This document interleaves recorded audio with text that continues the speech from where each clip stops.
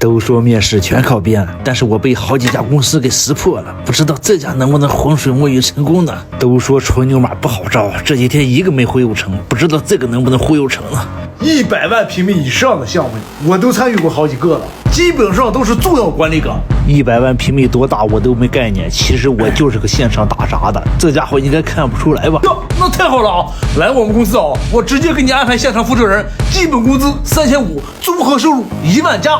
其实就是啥都让你干，工资给你3500。那太好了啊！我还会那个什么水肿仪、经纬仪、全站仪、CF、DF、VAL 也能熟练操作。太佩服我自己，刚才能编得上这么多名字了。其实大部分我只是见过。太棒了啊！我跟你说，我们公司实行的是弹性工作制，忙的时候大伙通宵猛干，闲的时候就屋里睡觉。哈哈，其实根本就没有闲的时候。那太好了，我还精通什么 PS、WPS、CDA 等等办公软件，就连最难的那个空白页我都知道怎么删除。我知道个溜呀，空白页打出来我都是直接扔掉。哎呀，你就是我们公司苦苦追求的那个人才呀，根本不能用月薪给你衡量了，直接给你开年薪，而且追加你们公司的股东。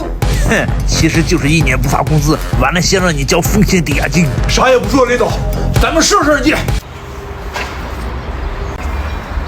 这家伙干活还挺卖力，真是让我捡到宝了，实惠又好用呀。哼，你来我就假装干，走了我就疯狂的玩，最后再跟你要赔偿。